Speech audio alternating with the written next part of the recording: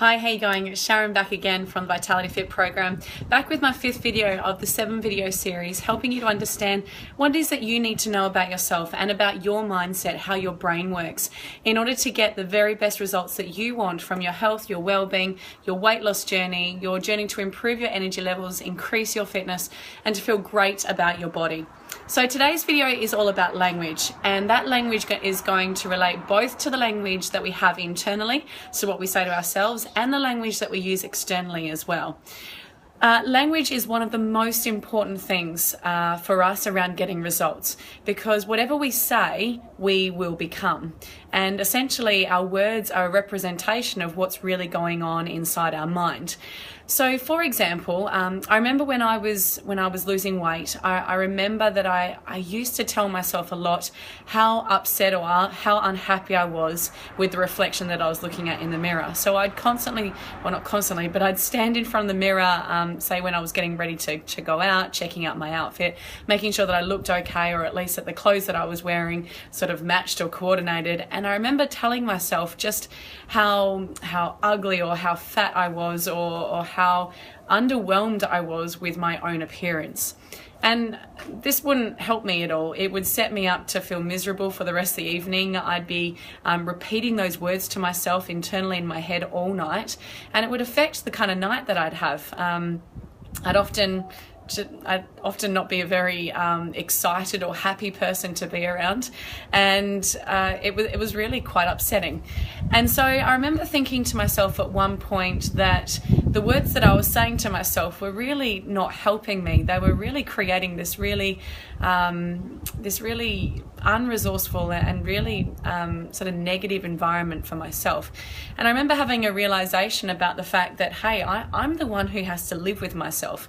I'm the one who has to live inside this head. I'm the one who has to put up with all these negative thoughts and all these negative emotions that I'm experiencing for myself. Maybe I should look at changing how I treat myself, the words that I say to myself when I'm getting ready, and just to give myself a bit of a break.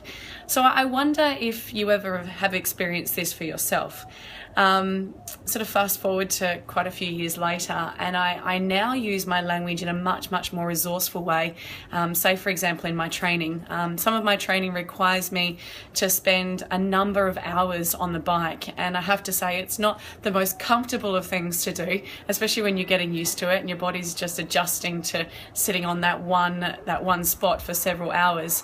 And I remember my legs would get tired, I'd fatigue, I'd get quite uncomfortable. And so I used the power of my language to allow myself to keep going. And the words that I was using was simply, I can do this, I can do this, I can do this. And I would just repeat that to myself time and time and time again, until eventually the pain would sort of numb or disappear or just go away, and I'd focus on something else. So I've really had examples in my own life of how disempowering and how empowering our language can be for the kind of results that we get both immediately and long term. And I wonder if you've had a similar experience, or I wonder if you're looking for something that's going to help you to be able to take more action, or to feel better about yourself, to be able to give yourself a bit of a break, to be kinder to yourself. So if you're finding yourself being quite hard on yourself, if you're finding that the words that you say to yourself on a regular basis aren't actually all that kind, they're not very empowering, if you're your own worst critic, then this is going to be a great video for you, because if you can change those words, if you can start to talk more positively to yourself, then I promise you'll start to feel better about yourself. Your energy levels will also pick up as a result of that, and you'll be able to start doing more of the actions that you want to be able to do more regularly to get the kind of results you want for your health and your well-being. So a couple of key tips around changing your language that I want to share with you. First of all, the brain doesn't like to process the word not very well. So how the brain works is that it references the positive frame. So if I say to myself, I don't want to eat chocolate, or I'm not going to eat chocolate, I've done this on a number of occasions in the past, the first thing that the brain has to do is it has to get a reference of what chocolate is in order to know what it is not. So the brain can't simply come up with the image of everything that is not chocolate without us specifying what that is.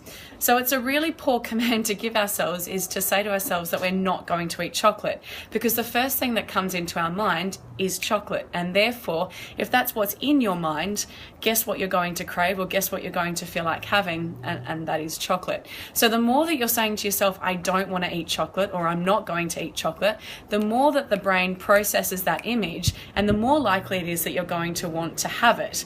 Therefore, you're making it really hard work for yourself by saying that you're not going to eat chocolate, because you're just thinking about it even more. So instead of using the word not to explain what you don't want to have, start to get clear on exactly what it is that you do want to have instead. So for example, you might want to choose to have fresh strawberries instead of chocolate. So every time you get a little bit of a sugar craving, you might want to choose to eat something like some fresh berries. They can be just as sweet, just as delicious, and 10 times better for your body and your sugar levels for that matter. So instead of saying I don't want to eat chocolate, or I'm not going to eat chocolate, simply give yourself the command of I'm going to eat strawberries. So whenever I feel like something's sweet, I'm going to eat strawberries. And then that way, the brain processes the idea or the image of strawberries, and that becomes the thing that we focus on, rather than not focusing on the chocolate. The second thing to be aware of with your language is that whatever you say, you will become. And it's a direct window into the beliefs that you've got. So whatever you say to yourself is representative of the beliefs that you have. And it gives us a little bit of an insight into where you're thinking and how you're thinking about yourself, and about your environment, and about your expectations of yourself, or about your thoughts around certain outcomes and your ability to achieve them. Finally, around the area of language, there are some certain key words, again, that we want to try and limit in our language. And these words, the first word would be the word try. Whenever you say to yourself, I'm going to try to exercise, you create indecision in your body. I want you to give that just notice how you feel about this sentence when I say it to you. I want you to try and pick up a pen. So say, for example, you had a pen in front of you. If I say to you, I want you to try and pick up that pen, there would likely be quite a bit of confusion around that command, because number one, a pen isn't hard to pick up as long as you have access to one. And number two, when I say I want you to try and pick it up, your brain goes into questioning whether or not you actually want me to, or rather, I want you to actually pick up that pen. Because if I'm saying try to pick up the pen, then does that mean I want you to pick it up, or does that mean I don't want you to pick it up? Which one is it? Now, when you say the same sort of thing to yourself around exercise or around healthy eating, for example, the brain does the same thing. So when you say to yourself, I want to try and exercise today, the brain gets confused. Well, do you want me to, or do you not? Which is it? Do you actually want to exercise, or are you just trying to avoid it? So give yourself clear demands. Avoid the word try as much as possible. The other words that, to be aware of are the words I need to exercise, so the word need. I should exercise, so the word should. The words I have to exercise, so the words I have to. Those examples of those words there put ourselves under a lot of pressure. They're limiting words. They limit our choices. They're kind of one option or not at all sort of words. They're necessity words, which means that we put ourselves under a lot of pressure. So when you say I should, I have to, I need to, I must, these are all words that sort of limit our options, limit our choices, make us feel constrained or constricted in what it is that we can do, and put ourselves under pressure to make sure that we do those things. When we say I'd like to exercise, I want to exercise, I'd love to exercise, I'll enjoy exercising today, it opens us up to much more possibility, much more opportunity, more flexibility, and it creates more momentum and more desire around wanting to do that activity. So in that process, it builds our energy up, our expectations up about that activity. It builds up our excitement about that activity, and it just feels better in our body. Try it on for yourselves now. Do this. I want you to tell yourself, I have to exercise, and then reframe it to, I want to exercise.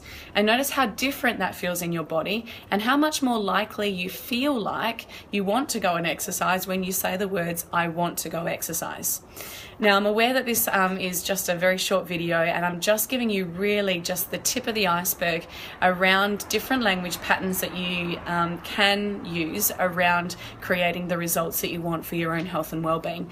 So I'd love to share more of this kind of information with you, possibly at a workshop sometime or in a future video. So for now, I want you to be aware of those three things. Number one, the word not. Aim to frame your goals or your outcomes in a positive frame so that you don't need to use the word not. Number two, be aware of what your language is telling you about your beliefs. And number three, the words I have to, I should, I must, I need to, all put us under a lot of pressure. Try to reframe, well, don't try, but do reframe those words to I want to, I'd love to, I'd enjoy to, I'm going to, I can. All much more positive intention words that are going to set you up for more success, bring you more energy, and give you a better chance of getting the results that you want. So, short snippet today, quick little video. I trust that this has been insightful. Just start to be more aware of your own language patterns from here on in, and I look forward to sharing the next video with you tomorrow. Have a great day. Bye-bye.